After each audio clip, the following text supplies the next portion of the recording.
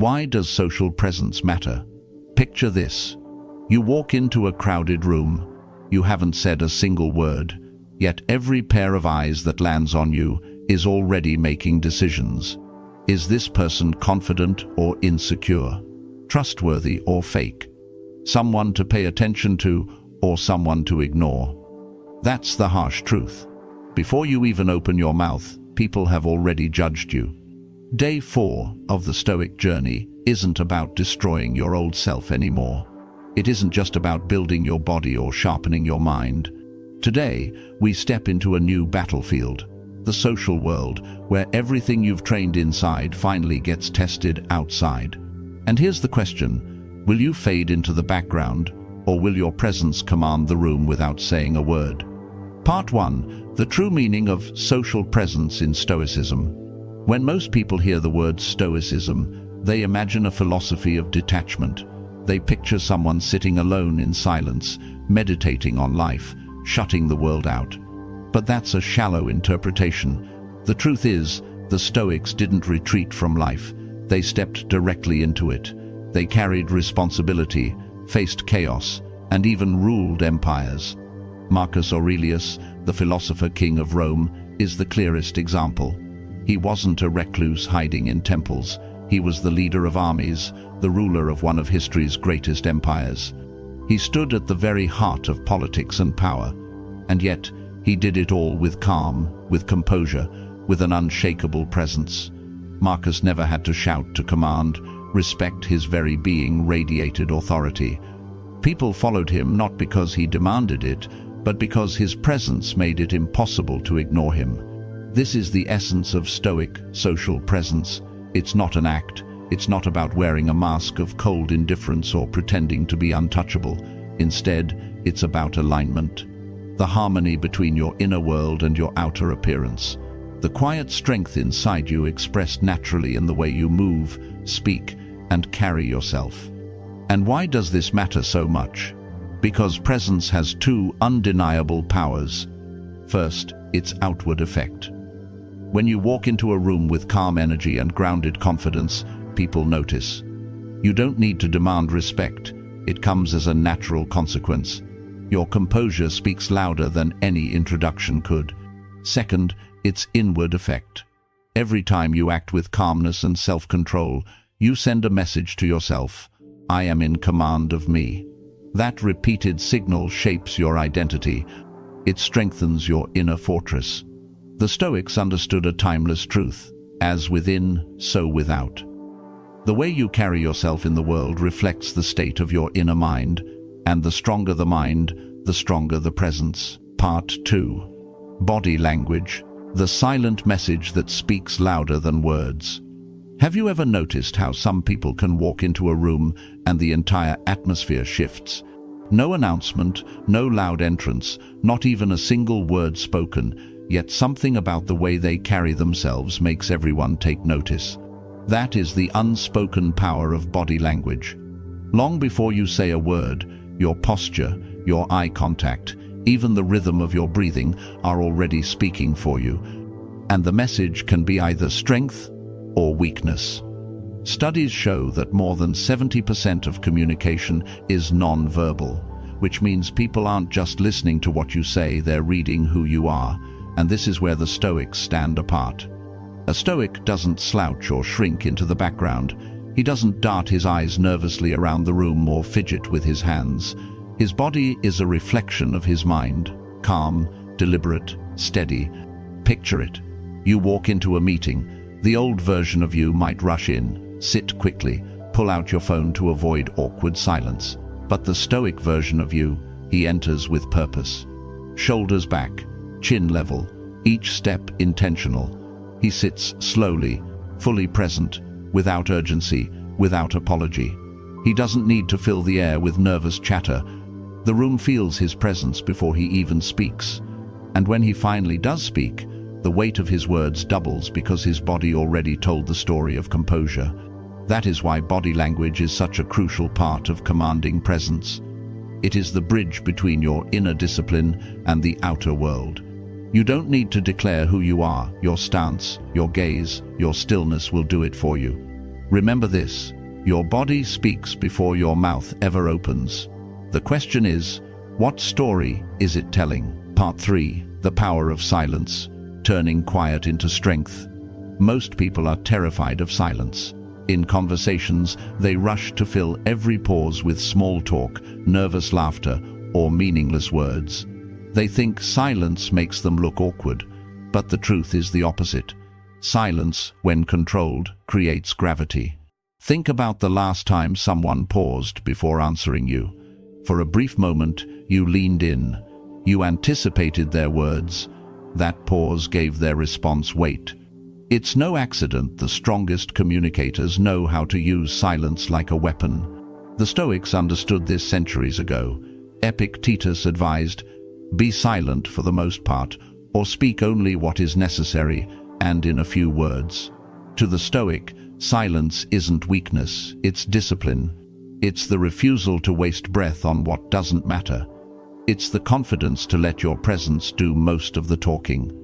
Imagine you're in a heated discussion. Everyone else is raising their voice, trying to dominate the air with noise. Instead of jumping into the chaos, you sit still, you breathe, you wait. When the room finally quiets, you deliver one calm, precise statement. Suddenly, all the shouting feels hollow compared to your steady words. That is the power of silence. Silence also protects you. Most people reveal too much about themselves because they can't stand empty space in conversation.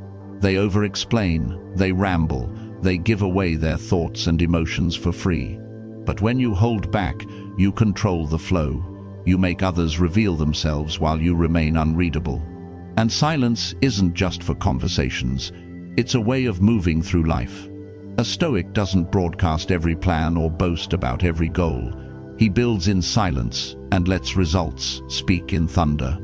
True confidence doesn't crave constant attention, it thrives in restraint. So train yourself to embrace pauses. Let silence become your armor, because when you finally choose to speak, people will lean in not just to hear your words, but to feel the weight behind them. Remember, noise is cheap, silence is powerful. Part 4. Speak with clarity, not volume. In every room, there's always someone trying to dominate by being the loudest voice. They talk over others, raise their volume, and believe that noise equals power. But here's the truth. The louder someone tries to be, the more fragile they often are. Real strength doesn't shout. Real strength speaks with clarity. The Stoics knew this well. Marcus Aurelius once said, "Waste no more time arguing about what a good man should be. Be one." One short, sharp sentence, clear, undeniable. More powerful than 100 rambling speeches. When you speak with clarity, you don't need volume. Your words carry because they're precise. Your tone is calm but firm. Each sentence is crafted with intention, not thrown out carelessly. People don't remember how much you said, they remember the one thing you said that pierced through the noise. Think of it like a blade. A dull sword needs to hack wildly to do damage. A sharp blade needs only a single strike. In the same way, clarity turns your voice into something people can't ignore. Picture yourself in a meeting again. One person talks endlessly, circling around their point, trying to sound impressive. Another jumps in, speaking quickly, nervously, hoping to win approval. Then you calm, composed, wait for the right moment. You deliver one simple sentence that cuts straight to the heart of the issue. Suddenly, the room shifts. People nod. They quote you later, not because you were the loudest, but because you were the clearest. This is the Stoic way of communication. Speak less, mean more. Don't try to overwhelm with sound. Instead, aim to leave an imprint. A single well-placed truth has more impact than 100 shallow arguments. So the next time you feel tempted to raise your voice to be heard, remember this: clarity conquers volume. Speak slowly, speak deliberately, speak only what matters. And let your words echo, not because they were loud, but because they were true. Part 5. Actions outshine words. Talk is cheap. Anyone can make promises, boast about their goals, or tell the world what they plan to do. but very few follow through, and that's why actions will always outshine words. The Stoics were never interested in empty declarations. They believed that virtue, discipline, and strength should be demonstrated through how you live, not how you speak. Epictetus once reminded his students, "Don't explain your philosophy, embody it." In other words, stop telling people who you are, show them. Think about the people you respect most. Is it the ones who brag about their accomplishments? Or is it the ones who quietly, consistently deliver results without needing applause? True presence isn't built by talking about yourself. It's built by showing up again and again until your consistency speaks louder than any speech could. Imagine this scenario. Two people at the gym. One constantly tells everyone how hard they train, how disciplined they are. The other doesn't say a word, he just shows up every day, pushes through the work, and lets his transformation do the talking. 6 months later, who do you believe more? The silent one. Why? Because results are undeniable. In business, in relationships, in personal growth, it's the same. People stop listening to what you promise once they see what you consistently deliver. And the paradox is this: the less you try to prove yourself with words, the more people respect you when they see the results. The Stoic approach is simple. Let your life speak. Don't announce every plan. Don't broadcast every intention. Build quietly. Act relentlessly. And when the results arrive, they will speak on your behalf with a volume no words could match. Remember this principle. Words are an echo. Actions are the original sound. Anyone can echo. Only the disciplined create the source. So, as you move through life, don't waste energy convincing people of who you are. Focus on becoming undeniable, because when your actions roar, your words become unnecessary. Part 6. Practicing social presence in everyday life. Philosophy means nothing if it stays in books. The Stoics never wanted their ideas locked away in dusty scrolls. They wanted philosophy lived, practiced, tested in the real world. And social presence is no different. It's not just theory. It's something you can practice every single day. Let's take a few ordinary situations and see how a Stoic presence would transform them. Scenario 1. The meeting. Picture yourself walking into a work meeting. Most people rush in, shuffle papers, check their phones nervously, or talk just to fill the air. But you enter calmly, with steady steps. You sit down without haste, your posture straight, your attention fully on the room. You don't interrupt, you don't compete for attention. And then, at the right moment, you deliver one clear, thoughtful insight. That single comment carries more weight than 10 minutes of rambling. People leave remembering what you said, not because it was loud, but because it was intentional. Scenario 2. The social gathering. At a party or casual get-together, most people fight for airtime. They tell stories, crack jokes, and try desperately to hold attention. The Stoic way is different. You don't need to be the entertainer. You listen more than you speak. You watch the room. And when you do contribute, you drop one sharp observation that makes people pause. Suddenly, you become the person they remember, not because you dominated the conversation, but because you added value at just the right time. Scenario 3. The conflict. Someone provokes you. They raise their voice, throw insults, or try to bait you into reacting. The old you might snap back, defending yourself or escalating the argument. But the Stoic version of you stays still. Your silence unsettles them. Your calm makes their anger look foolish. And when you finally respond, you do so in a measured tone, stripping their outburst of its power. These scenarios prove a simple truth. Social presence isn't about being the loudest in the room. It's about being the most grounded. It's about showing people, through composure and timing, that you are unshakable. Practice this daily. In meetings, with friends, in conflict. Each time, you are training not just how the world sees you, but how you see yourself. Part 7. Common mistakes when building social presence. When people first hear the phrase commanding presence, many immediately fall into traps. They think it means acting cold, putting on a mask of toughness, or faking a mysterious aura. Some even exaggerate their confidence, trying to look cool or intimidating. But here's the truth: that's not Stoicism, that's theater, and every performance eventually cracks. A Stoic doesn't need to pretend, he doesn't need a mask.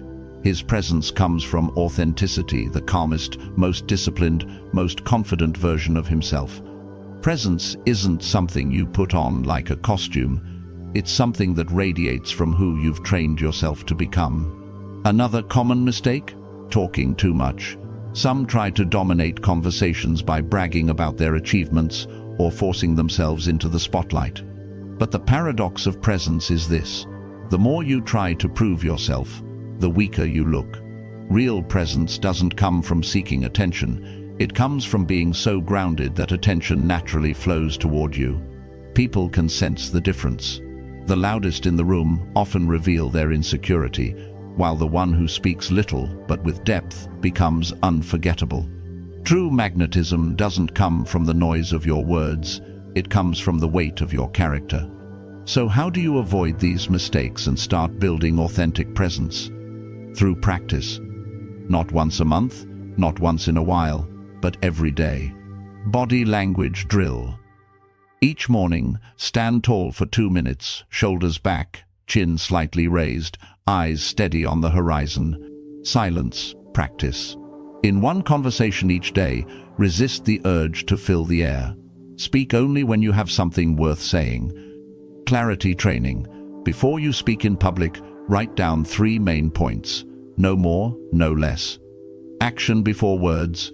Do the work first. Talk later, if at all. Social reflection. At the end of the day, note one moment when you embodied presence. Review, refine, repeat. Remember, presence isn't a performance. It's the disciplined expression of who you truly are. Conclusion. The message of Day 4. Day 4 doesn't ask you to perform, nor to become someone you're not. It simply asks you to let the world see the strength you've been building inside. You've disciplined your body. You've sharpened your mind. Now it's time to project that calm power outward, not through bragging, not through noise, but through an undeniable presence. Remember, the strongest voice in the room doesn't have to be loud. It only has to be steady and impossible to ignore. If you're ready to practice Day 4, drop one word below: presence. And if this message resonates, consider subscribing to join the journey.